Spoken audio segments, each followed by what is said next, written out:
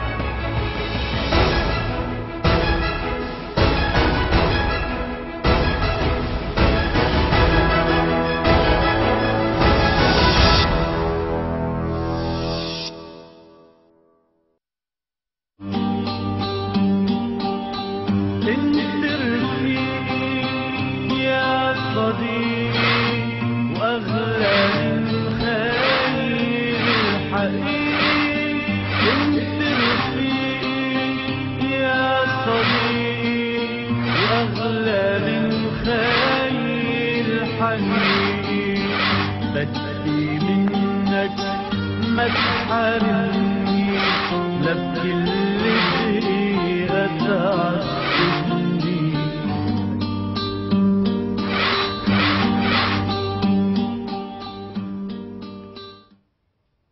आदाब, मैं हूं नाज आसिफ शेख। पेशे खिदमत है मंजरनामा।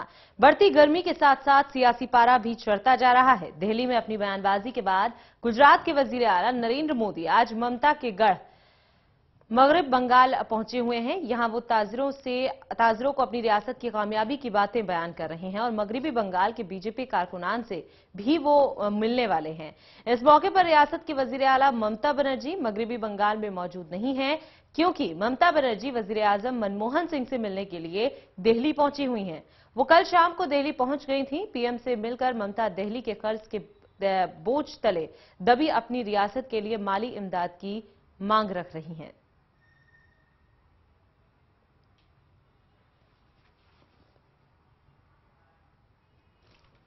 और आइए अब आपको सीधे कोलकाता लिए चलते हैं, जहां पर नरेंद्र मोदी इस वक्त खिताब कर रहे हैं। बहुत बहुत धन्यवाद मित्रों। तो खत्म कर चुके हैं अपना खिताब नरेंद्र मोदी। बता दें आपको कि दिल्ली के बाद अब कोलकाता पहुंचे थे नरेंद्र मोदी और यहां उन्होंने मुलाकात की थी तमाम ताजिरों से और साथ ही बीजेपी कारकुनान से भी उनकी खास मुलाकात होने वाली है। अपने खिताब में उन्होंने तमाम बातें कही और जो अंदाज दिल्ली में नजर नहीं आया वो यहां बंगाल में देखने को मिला। यकीनन कांग्रेस पर बरसे और साथ ही साथ बंगाल को भी गुजरात जैसा बनाने की बात उन्होंने कही। और जो बात उन्होंने दिल्ली में कही थी कि कांग्रेस के गड्ढों को वो भर रहे हैं, बंगाल के नजरिए से उन्होंने कहा कि बहुत साल लगेंगे जो गड्ढे बंगाल में किए गए हैं उन्हें भरने के लिए।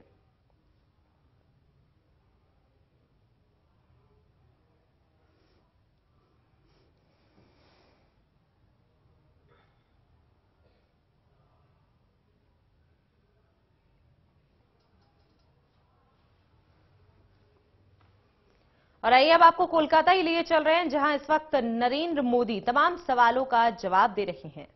In agricultural states like Bihar, for example, that's my question.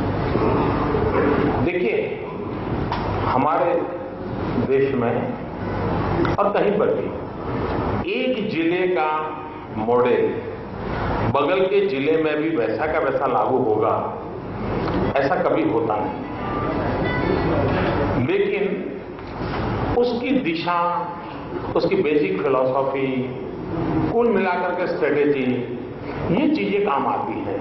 फिर अकॉर्डिंग टू रिक्वायरमेंट इसमें मॉडिफिकेशन जरूरी है, मॉडिफिकेशन नहीं।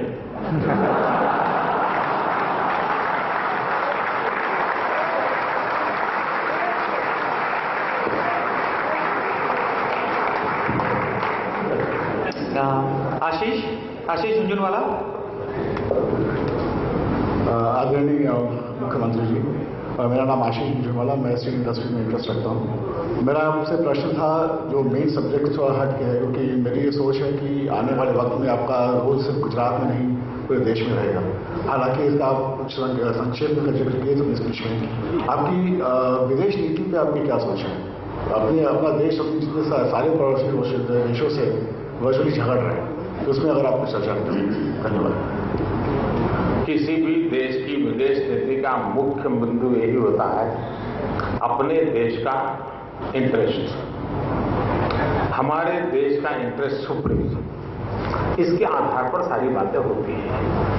अब विदेश नीति में भी एक बहुत बड़ा बदलाव आया है।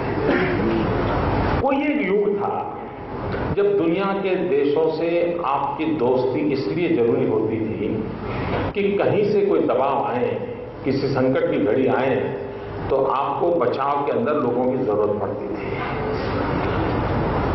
अब वक्त बदल चुका है। आज बाय एंड लार्ज विश्व में विदेशों के साथ संबंधों का आधार ज्यादातर कॉमर्स है, ट्रेड ट्रीटी है। ग्लोबल इकोनॉमी का जमाना है, तो ज्यादातर संबंधों का जुड़ना आप कितना अपना प्रोडक्ट एक्सपोर्ट करते हैं, आप अपना माल कितना बाहर भेजते हैं, उस पर है। और इसलिए सारे संबंधों के केंद्र बिंदु में ये एक महत्वपूर्ण विषय है। दूसरा, भारत ने अब तक क्या किया है, जितने युद्ध बनते हैं उसमें हम एक छोटे से सिपाही होते हैं, हम कभी लीड नहीं करते। अब जैसे 7 देशों का समूह है, 7 देश में हम सब, हमारे पड़ोस के सारे देश हैं, बिल्कुल हमसे सटे हुए हैं, और सबसे बड़ा देश हिंदुस्तान है। लेकिन क्या कभी हमने 7 देशों की शक्ति का एहसास किया? 7 देशों में हिंदुस्तान का कोई रुतबा है, ये माहौल देखा? नहीं देखा। उसका कारण क्या है? क्या कारण है कि हमारे पड़ोस के छोटे छोटे देश होने के बावजूद भी हम उनका भी नेतृत्व नहीं कर पाते हैं। और इसलिए हमारी नीतियों के नीतिगत में इन चीजों की प्रायोरिटी बनती है।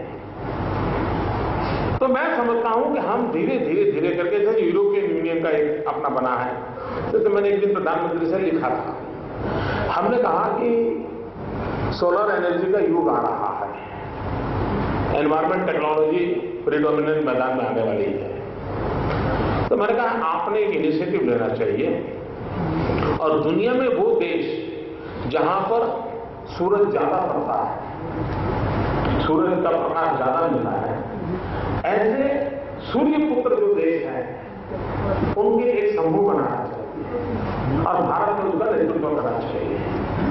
और एक सन मूवमेंट, SUN सन मूवमेंट हमें खड़ा करना चाहिए और एक कॉर्पस फंड बनाना चाहिए। कॉर्पस फंड बना करके सोलर एनर्जी कैसे सस्ती हो, सोलर एनर्जी का जीवन के किन किन क्षेत्रों में उपयोग हो, उसका इनिशिएटिव। जैसे कई G8 समूह है, आपका कंट्रीज हैं, कई समूह हैं, एक और समूह बनाए तो हम लीड करेंगे। तो इस प्रकार से हमारा कोई प्रोएक्टिव रोल नहीं ले रहा है।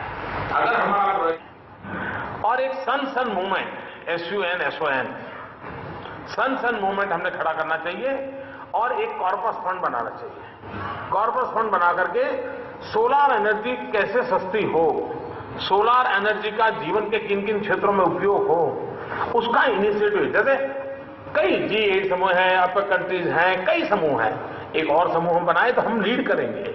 तो इस प्रकार से हमारा कोई प्रोएक्टिव रोल नहीं नजर आ रहा है। अगर हमारा प्रोएक्टिव रोल नजर आता है तो शायद परिणाम मिल सकता है। दूसरा, इटली जैसा देश भी पता नहीं कैसे हम लोगों को डरा रहा है। सुप्रीम कोर्ट तक को इन्वॉल्व होना पड़ा जी, जबकि ये डिप्लोमेटिक विषय था, सुप्रीम कोर्ट तक को इन्वॉल्व होना पड़ा। तो ये कोई इस देश को शोभा नहीं देता है। और उसका मूल कारण क्या, जैसा अभी मैंने वर्णन किया ना, अगर आप किसी दूसरे का भाषण पढ़ोगे तो दुनिया हंसती है भाई, और उसी के कारण हमारी ये सब गिरावट आई है। और उसमें हम एक दमखम के साथ खड़े रहे, हम स्थितियों को बदल सकते हैं। Right. Thank you, sir. Excuse me. अच्छा विषय आपने कहा। ये बात सही है कि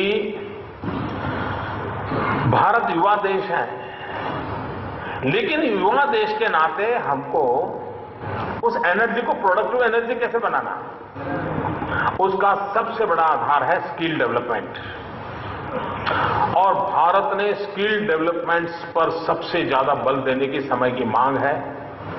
अगर हम स्किल डेवलपमेंट पर बल देते हैं, हमारे नौजवानों को कोई प्रोडक्टिव क्रिएटिव कंट्रीब्यूशन के लिए हम अवसर देते हैं, तो हम बहुत कुछ कर सकते हैं। अब छोटा सा विषय है, जैसे दुनिया को मिलियंस ऑफ मिलियन टीचर्स की जरूरत है।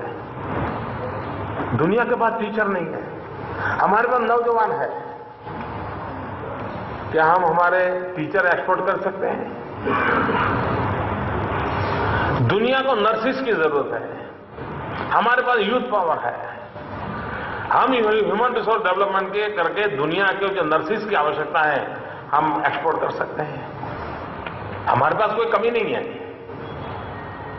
और हमारे लोगों में क्षमता भी है दुनिया की सेवा करने की। यानी इतना बड़ा काम हम स्किल डेवलपमेंट के माध्यम से कर सकते हैं, वोकेशनल ट्रेनिंग के माध्यम से कर सकते हैं, कि हम पूरी आर्थिक व्यवस्था में एक नई शक्ति को जोड़ सकते हैं, और उस पर बल देना चाहिए। Mr. Sudhir Jalan wanted to ask a question. Can we have the mic here quickly?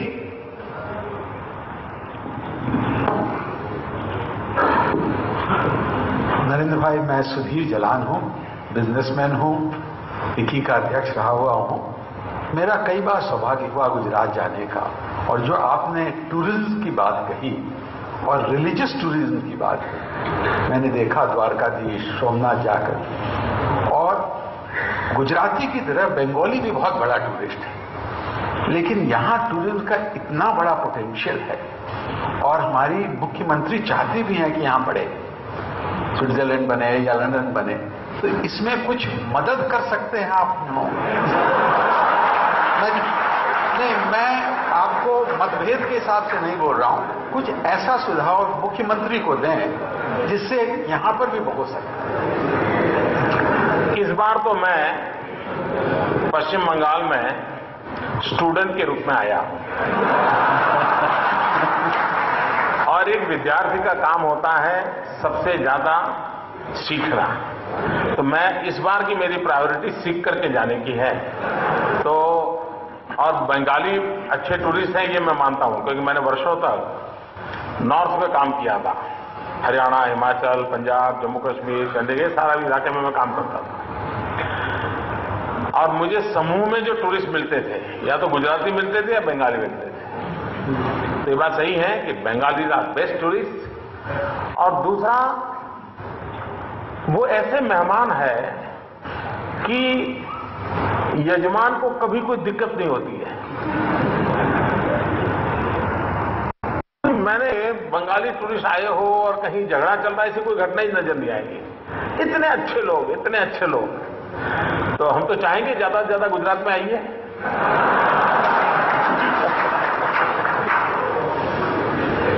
गिर के शेर देखिए, कच्छ का रण देखिए, और सफेद रण ये अपने आप में देखने का नजारा है। यानी चांदनी रात में ताजमहल देखना और चांदनी रात में सफेद रण देखना, आप कल्पना नहीं कर सकते क्या दिव्यता की अनुभूति होती है। तो अच्छा हुआ जालान जी ने बंगाली अच्छे टूरिस्ट हैं वो मुझे याद करवाया, ताकि मैं अपने गुजरात का काम कर के जाऊंगा। वैसे बंगाल भी काफी अच्छा टूरिस्ट डेस्टिनेशन है। हमारे यहाँ पे बड़े हाई प्रोफाइल टूरिस्ट आते हैं। आज आप देख रहे हैं उनमें से एक। Since we have limited time, so this is the last question, and may I request Rakesh Shah. आदरणीय मोदी जी, मैं Rakesh Shah, vice president Bharat chamber और गुजरात से मैं कॉटन जिनिंग इंडस्ट्री से जुड़ा हुआ हूं। मेरा एक प्रश्न जो है हेल्थ सेक्टर को लेके है। Sir, health is wealth and we all know that an healthy life is the foundation to prosperous economy. In spite of this, a large section of the population is languishing for want of health services. Can you kindly share with us your model in Gujarat on the health sector? ये बात सही है कि आरोग्य के क्षेत्र में सामान्य मानवी को, यानी किसी परिवार में एकांत व्यक्ति को कोई गंभीर बीमारी हो जाए तो उस परिवार की पूरी आर्थिक व्यवस्था, पूरा जीवन तबाह हो जाता है, तहस नहस हो जाता है।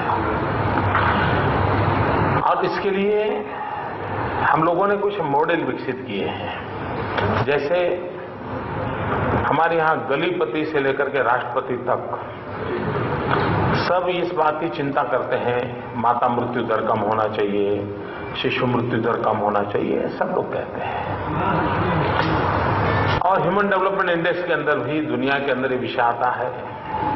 हमारे देश में कभी कहीं ट्यूबवेल के अंदर मानो एक आध बच्चा गिर जाए तो 24 घंटे रनिंग कमेटी चलती है, सारे टीवी कैमरा वहां लगे रहते हैं, मजबूरन राजनेताओं को भी वहां जाना पड़ता है, लोग भी बड़ा मेला लगता है और फिर वहां से समाचार आते हैं कि बच्चे ने सांस ली, बच्चा थोड़ा हिल रहा है, आर्मी आ रही है, गड्ढे खोदे जा रहे हैं, वगैरह वगैरह। एक बच्चे की मुसीबत पूरे देश को टीवी के कैमरा के पास बिठा देती है। विशेष करके माताएं बहनें खाना भी नहीं खा पाती, वो देखती और रोती है मन में। कोई रिश्ता नहीं, कोई परिचय नहीं, लेकिन मन को करता है बच्चे का क्या होगा, हर एक को पीड़ा होती है। लेकिन हमारे अगल बगल में ही प्रसूति में कितने बच्चे मर जाते हैं, हमारा ध्यान तक नहीं जाता है। किसी ने शादी की हो, 20, 22, 25 साल की उम्र हो और पत्नी का स्वर्गवास हो जाए, आप कल्पना कर सकते हैं उस परिवार का, उस नौजवान का, जिस लड़की की मृत्यु हो जाती है उनके परिवार का क्या होता होगा पूरा, यानी उनकी तो सारी जिंदगी एक प्रकार से खत्म हो जाती है। उसका उपाय क्या? हमने एक मॉडल बनाया पब्लिक प्राइवेट पार्टनरशिप का, और हमारे राज्य के गायनेकोलॉजिस्ट डॉक्टर्स थे, उनको उन्होंने रिक्वेस्ट किया कि अगर किसी गरीब परिवार की महिला की प्रेगनेंसी में डिलीवरी की सारी व्यवस्था अगर आप जिम्मा लेते हैं तो हम एक चार्जेज उसके साथ एमओयू करके फिक्स की, वो पेमेंट हम देंगे। मेरे यहाँ 10 साल पहले मुश्किल से 50-55% इंस्टीट्यूशनल डिलीवरी थी। ये पब्लिक प्राइवेट पार्टनरशिप का मॉडल लाने के कारण, गायनेकोलॉजिस्ट डॉक्टरों को हमने साथ जोड़ने के कारण आज करीब करीब 96% इंस्टीट्यूशनल डिलीवरी पर हम पहुंचे हैं, 96%, और उसका लाभ गरीब माताओं बहनों को मिल रहा है। उसी प्रकार से हमने हॉस्पिटल्स में भी पब्लिक प्राइवेट पार्टनरशिप का मॉडल खड़ा किया है। जैसे हॉस्पिटल में हम आधुनिक से आधुनिक साधन रखने के लिए पब्लिक प्राइवेट पार्टनरशिप का मॉडल करते हैं, लोग आते हैं, अपना मशीन लगाते हैं, रेट्स हम नक्की करते हैं, लोगों को सर्विस मिलती है। उसी प्रकार के पुराने हॉस्पिटल कैंपस बहुत बड़े बड़े होते हैं, लोगों को कहते हैं कि आप आइए, यहाँ पर एक नया अस्पताल अंदर खड़ा कीजिए, पुराना अस्पताल है वो गरीबों के लिए इस प्रकार से करिए और यहाँ आप प्रोफेशनल वे में अपना चलाइए। तो एक विन विन सिचुएशन होती है, एक बिल्डिंग में वो कमाई करते हैं और दूसरी बिल्डिंग में सेवा करते हैं। तो अपने संबोधन के बाद तमाम व्यवसायियों के सवालों का जवाब दे रहे थे नरेंद्र मोदी और ये था उनका आखिरी सवाल और उसका आखिरी जवाब। वक्त यहाँ पर एक छोटे से ब्रेक का है, फौरन हाजिर होंगे दूसरी खबरों के साथ।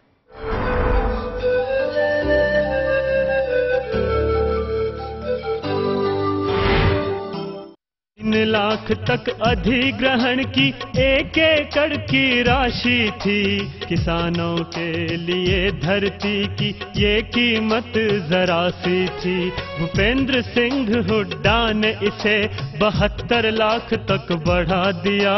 33 साल तक दे रॉयल्टी, किसान शिखर पे चढ़ा दिया। 33 साल तक देकर रॉयल्टी, किसान शिखर पे चढ़ा दिया। वर्तमान हरियाणा सरकार के आने से पहले किसान भाइयों की जमीन का अधिग्रहण कौड़ियों के भाव लगभग 2 से 3 लाख रुपए प्रति एकड़ के हिसाब से किया जाता था। माननीय मुख्यमंत्री श्री भूपेंद्र सिंह हुड्डा ने पूरे प्रदेश में जमीनों के न्यूनतम फ्लोर रेट निर्धारित किए और प्रदेश में कुल 6 जोन बनाए गए, जिसके अनुसार प्रदेश के किसानों को भूमि अधिग्रहण के बदले 21,60,000 से लेकर 72 लाख रुपए तक प्रति एकड़ मुआवजे के रूप में मिल रहे हैं। इतना ही नहीं, किसानों को मुआवजे के साथ साथ 21,000 रुपए प्रति एकड़ हर साल 33 सालों तक रॉयल्टी भी मिलेगी, जिसमें 750 रुपए प्रति वर्ष की बढ़ोतरी भी होगी। और यदि किसान की भूमि का SEZ और टेक्नोलॉजी पार्क के लिए अधिग्रहण किया जाएगा तो रॉयल्टी की राशि 42,000 रुपए प्रति एकड़ 33 सालों तक मिलेगी, जिसमें 1,500 रुपए की प्रति वर्ष बढ़ोतरी होगी। विकास की प्रक्रिया में किसानों को भागीदार बनाने के लिए अब हमने लैंड पूलिंग जैसी अनूठी स्कीम बनाई है।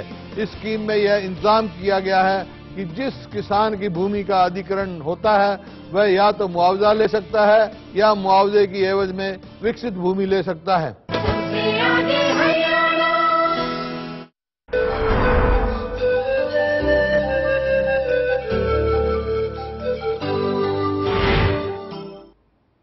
ब्रेक के बाद हाजिर हैं, मंजरनामा देख रहे हैं आप। विकीलीक्स ने दावा किया है कि इमरजेंसी के वक्त अमेरिका का एक जासूस इंदिरा गांधी के घर में रह रहा था और इंदिरा गांधी की जासूसी कर रहा था। विकीलीक्स का कहना है कि अमेरिका को इंदिरा गांधी के एक एक लम्हे की जानकारी थी। गौरतलब है कि एक दिन पहले ही यह सनसनीखेज खुलासा हुआ था कि हिंदुस्तान के साबिक वजीर आजम राजीव गांधी वजीर आजम बनने से पहले हिंदुस्तान को फाइटर प्लेन विजन बेचने वाली स्वीडिश कंपनी साब स्कोनिया के लिए दलाली का काम कर चुके थे। पायलट की नौकरी के दौरान उनकी दलाली का राज हेनरी किसिंजर के दस्तावेजों से ये पूरी हकीकत खुलकर सामने आई है। और अब विकीलीक्स का ये नया खुलासा इंदिरा गांधी को लेकर जो हुआ है उससे कहीं ना कहीं सवाल भी उठे हैं, लेकिन कांग्रेस में गुस्सा भी देखने को मिल रहा है। और अब देखना यह होगा कि हिंदुस्तान की सियासत में इन दोनों खुलासों के बाद किस तरह की सरगर्मी आती है और कैसे बयानबाजियों का दौर चलता है।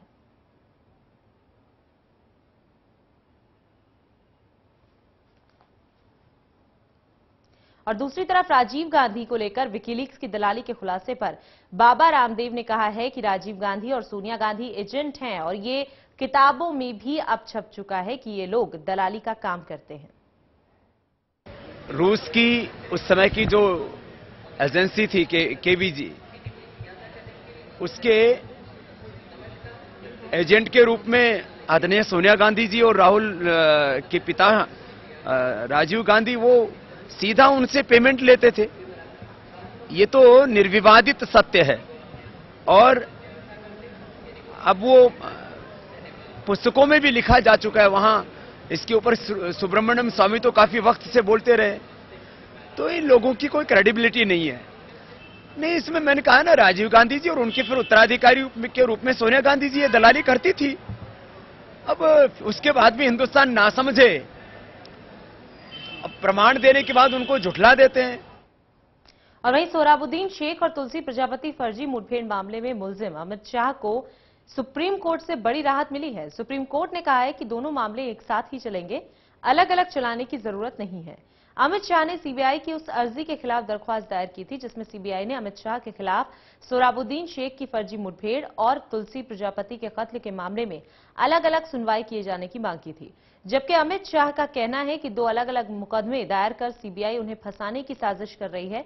हालांकि सीबीआई ने यह दलील भी दी थी कि दोनों ही मामले अलग हैं। वाज़ेह रहे कि नवंबर 2005 में सोहराबुद्दीन शेख और उसकी बीवी की फर्जी मुठभेड़ में उन्हें कत्ल कर दिया गया था और वहीं 2006 में तुलसीराम प्रजापति का भी कत्ल हुआ था।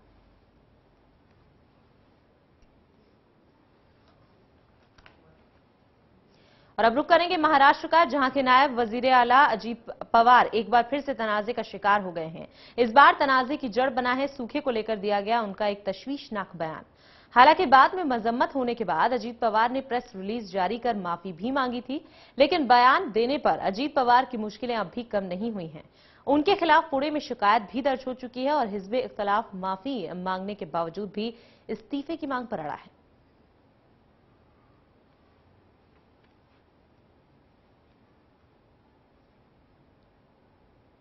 उधर इंडियन प्रेस काउंसिल के सरबराह मार्कंडेय काटजू ने कहा है कि मुसलमानों के साथ जो भेदभाव है उसमें नाइंसाफी का जज्बा बढ़ता जा रहा है।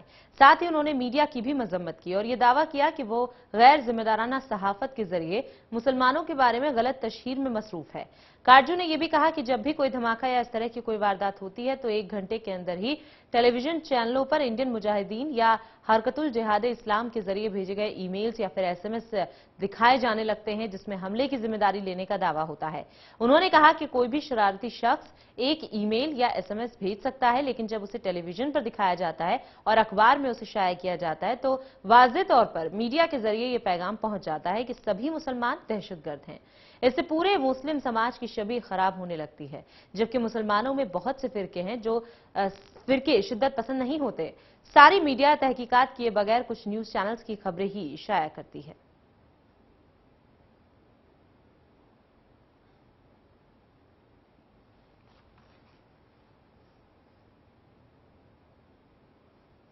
और इसी के साथ मंजरनामा में अभी के लिए इतना ही। हमें दीजिए इजाजत। अल्लाह हाफिज।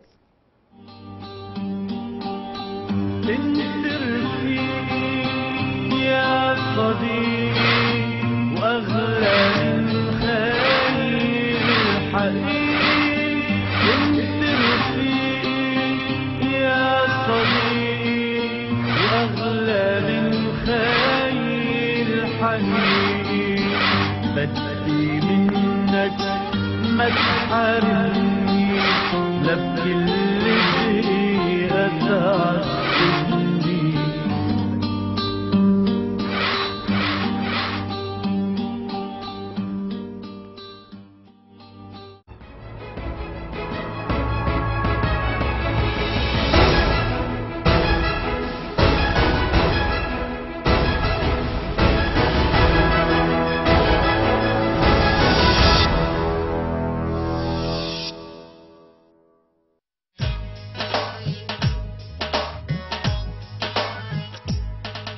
विकास की झड़ी लगी विकास की झड़ी, हुड्डा ने लगा दी है विकास की झड़ी। विकास की झड़ी लगी विकास